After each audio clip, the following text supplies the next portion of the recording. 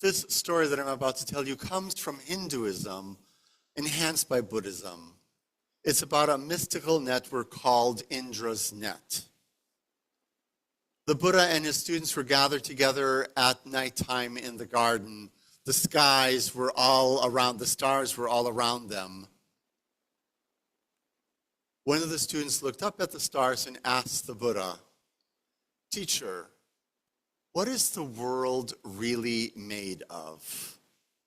What holds everything together?" The Buddha looked up at the sky. He was quiet for a moment and he smiled.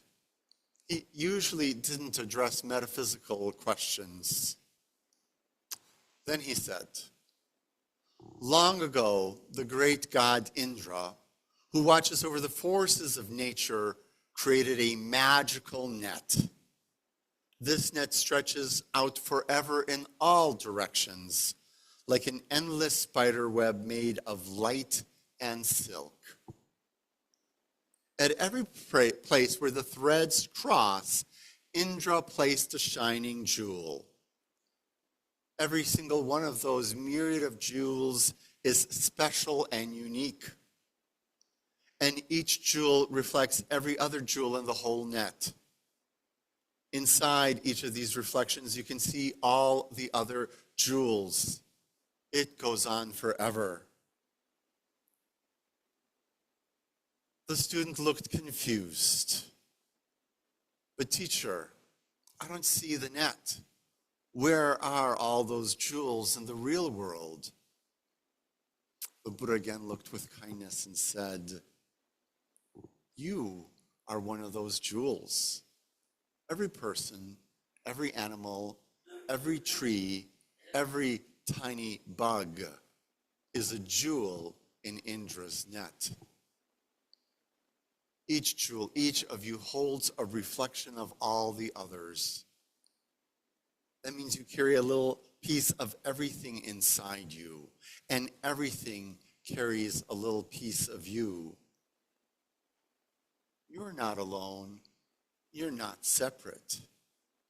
You belong to everything, and everything belongs to you." The student's eyes were filled with tears. As she blinked, the stars above twinkled. The Buddha looked at her warmly and said, "That's why it matters how we treat the world around us. If everything is part of you, and if you are part of everything, then when you care for even the smallest creature or plant, you're caring for the whole world and yourself too."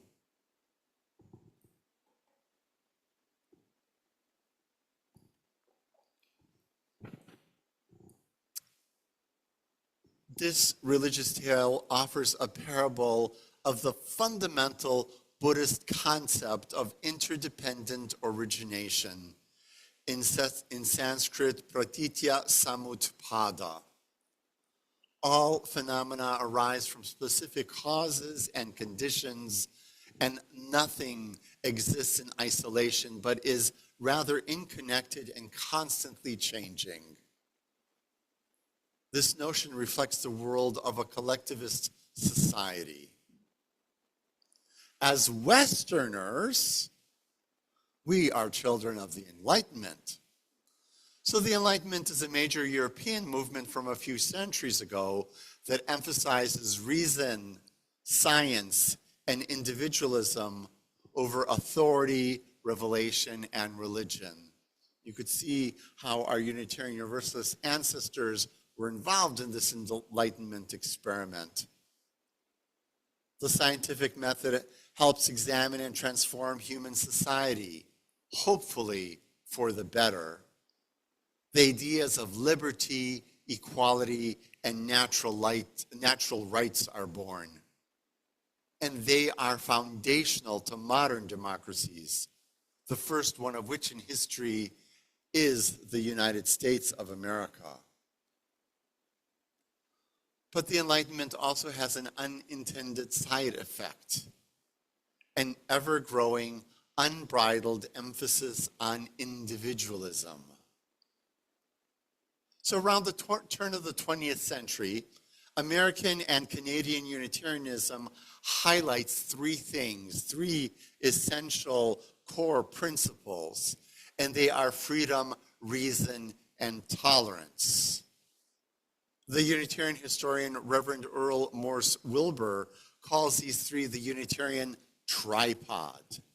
If you were raised Methodist, you might have heard of the Methodist quadrilateral. So this is sort of like the Unitarian response to that Methodist teaching.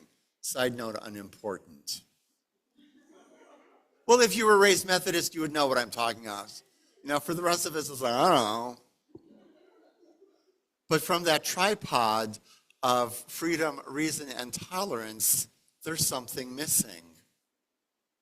Around the same time that the Unitarians adopt that tripod, a number of Unitarian churches also adopt a covenant by the Reverend James Villa Blake out of the Chicago suburbs with the words, "Love is the spirit of this church, and service is its law. This is our great covenant, to dwell together in peace, to seek the truth in love, and to help one another." It's in your hymnals, and some churches rotate through saying some of the historic Unitarian Universalist covenants at worship. I think that covenant is much more descriptive about Unitarianism than the tripod. It emphasizes love and service to others in a mutual interconnectedness. That's sort of like our version of Indra's net, maybe in some small way. Now, here at CUUB, we have our own covenant. We've developed it. We occasionally say it. It opens with the words, "The foundation of our congregation is love, inclusiveness, and creating a sanctuary that offers grace with humility and forgiveness." That's what we commit ourselves to in a covenant. And then, of course, we have our famous Wi-Fi password, which we illuminate in the sanctuary, not for purposes of telling you that this is our Wi-Fi password. All you need is love. It's sort of like our unofficial slogan, our motto. North American Unitarian congregations are bound together by covenants, mutual agreements of belonging together since the days of our Puritan ancestors in faith. Covenants aren't a creed. They don't say, this is what you need to believe. This is what you need to subscribe to in order to belong here. Instead, they say, this is how you promise to behave together with one another in seeking our common goals. Covenants are a shared promise about being together in right relationship with each other. And covenants evolve, they change. We updated ours a few years ago in 2023. Now, covenants are also a spiritual practice. They make belonging possible. How easy is it to belong to something? You can send AAA a check, you get an ID card, and you're in, you have the app on your phone, but how much of a belonging is that? Belonging to a community is totally different. Belonging to community is a give and take of relationships. You know, we have some 80, 90 people. It's 80, 90 mutual relationships that we're balancing at the same time, trying to find ways of being together with each other to create this beloved community, but also to practice love and compassion and our values in the world. That's what the purpose of our CUUB, of our religious community is all about. It's this work of belonging, of commitment to voluntary association that actually makes belonging possible. It's not about becoming all uniform or all the same. Covenants encourage commitment, accountability, mutuality, and inevitably in every single covenant, as in a wedding covenant, there comes a time for repair and mending relationships because something happens.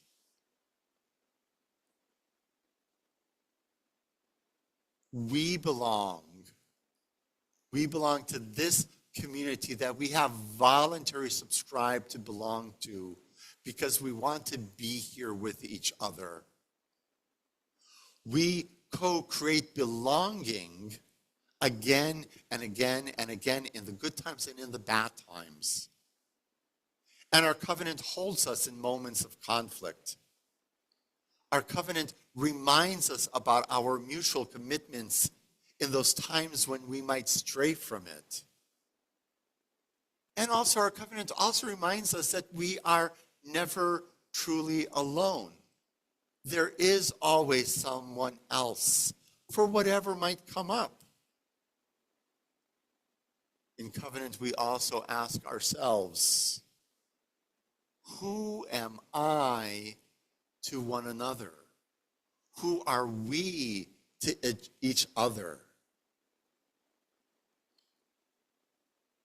Ultimately, a covenant is about risking relationship. How do we develop this network of relationships with each other, with our commitment to all you need is love, and figure out how to make that work in real life? Because we know in real life, we hit the potholes in the road and then everything is not exactly okay. And the covenant reminds us we can still be together and we can still mend those relationships and we can still work for the greater good that we have committed ourselves to.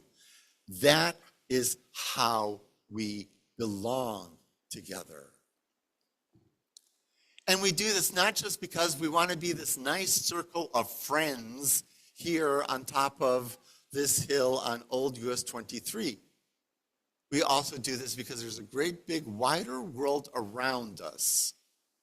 Because we want to create beloved community in all of our communities, not just this community. It is in the crucible of this community that we practice creating beloved community. And from the crucible of this community, we take those practices out to the wider world around us, to whatever school or doctor or work or family or other communities we might belong to. And right now we are facing a world in extreme pain. We are facing a country with broken hearts and fear and sadness. It breaks our hearts. The divisiveness, bigotry, scapegoating, and hate-mongering do not bring a country together, do not bring a people together into unity, into beloved community. They divide and separate. Now think back, when you were kids, what did your parents tell you to do when you weren't getting along with other people? All sorts of tools for figuring out how to get along with each other, not tools for picking fights and arguing with each other. We weren't raised to act the way some of our politicians are acting in the body politic right now. And this week in particular, we ask ourselves, what is happening to our constitutional freedoms? There's a great big lie being told in our country. And it's not just being told in our country, it's also being told abroad. You might have heard about the anti-immigrant demonstrations last weekend in London that grew violent. So in Indrasnet, remember Indrasnet? Every single jewel is special and unique. And each jewel reflects every other jewel in the whole net. Now, inside each one of those reflections, you look at the one jewel, and you can see all the other jewels reflected. And these reflections just go on forever and ever. The great big lie that's being told in our country is that those jewels aren't special or unique or valuable or worthy. The great big lie says that the jewels don't reflect each other. And the great big lie says that only some of those jewels are beautiful and valuable. I can't believe that for a second. And I am surprised, astonished, when I hear people repeating that great big lie as if it were true. It's like, what happened to basic human decency, basic values? As Unitarian Universalists, we live with reverence for the great web of life. We know we are embedded in a great web of life. How we affect each other affects a much broader world around us. And with humility, we acknowledge our place in this web of life. We are all part of it. As human beings, we all belong together and we all live interconnected lives, not only in our community here in Brighton, but from here in Brighton all the way to Alaska and Siberia and Antarctica. In Central and South Africa, there's a guiding principle for life which is called Ubuntu.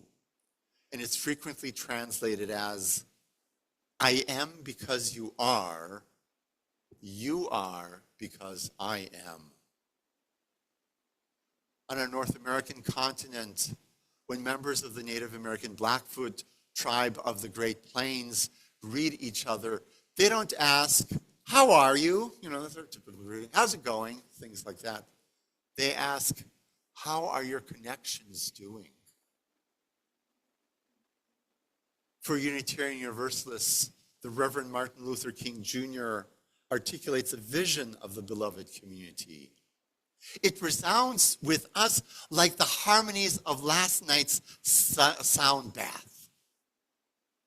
With King, with religious progressives everywhere of all stripes, we believe in a society that is shaped by the participants themselves, interacting with each other with love and justice and interdependence.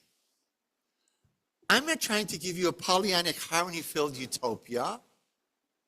I'll be smoking doobies tonight, pretty sure, but not now. Actually, I can't because it's too hard to cough. Gummies are coming tonight.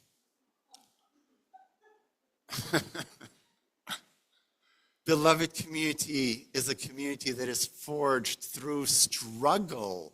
It's a sacrifice. When we say, I want to be part of this community, we're saying to ourselves, there's going to be a little bit of a sacrifice involved here. There's stuff to do. There's stuff to maintain this community. There's things that we need to do to maintain our relationships with each other. It doesn't happen like Barbara Eden or something like that. We belong here to CUUB because we choose to belong to it, because we have a vision, we have a dream of a much greater, better world. In beloved community, systems of oppression that create downtrodden are dismantled.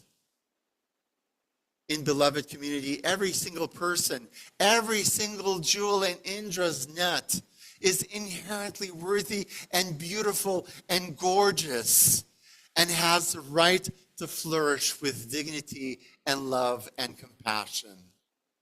No matter who you are, from the mother struggling with her children living in a car because she can't afford rent on the streets of Howell and their kid is going to Howell High School and getting food supplies from Howell High School, to every single other person in the world. As Unitarian Universalists, our aspirations toward beloved community inspire us beyond our little individual belonging. It's about communal liberation. It's about freeing the whole wide world, salvation for the whole wide world.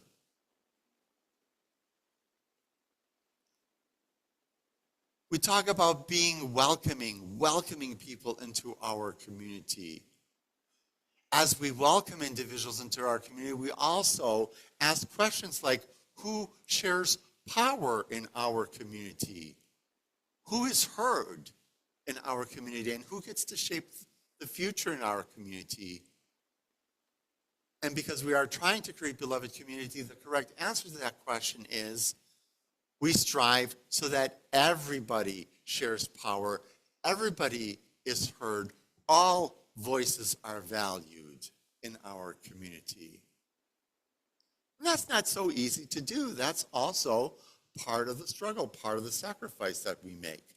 But the answer still is we are the ones who are doing this together with each other. We are not alone. In IndrasNet, each jewel holds a reflection of the others. Take a look at other people's faces right now. What do you see of other people in their faces? Do you see those jewels of IndrasNet sparkling in their eyes? In IndrasNet, you carry a little piece of everybody inside you. And everybody carries a little piece of you around. Our common humanity, our shared emotions, our desire for love and justice for everyone in the world. You're not alone. You're not separate. You're not divided. You belong to everyone, and everyone belongs to you. In our Unitarian Universalist theology, we refuse to separate love from justice, and the whole sermon on what justice really is a separate sermon. Maybe it's coming up. We don't separate belonging from equity. Belonging to a beloved community challenges us to do the work of right relationship with each other, to spread the work, the spiritual discipline, the spiritual practice of love. We commit ourselves to the hard, beautiful work of building a world where all can truly belong, where everyone can thrive, where everyone has their basic needs met. The world has all the resources that it needs. There should be no starvation anywhere in the world because we throw out our country alone. We throw out so much food waste. But the problem is greed. The food is controlled by a greedy dragon who doesn't want to share it with people who need it. And it's just food that comes out of the earth, the gifts of Mother Nature. We want everyone to belong. We want everyone to thrive, and we want everyone to live with dignity and love. Remember, each individual here, every single one of you, pull out your compacts, look at the mirrors, look in the mirrors in the bathrooms. Every single one of you is a jewel in IndrasNet. We're all part of this interdependent web of all existence, and what affects one of us affects us all.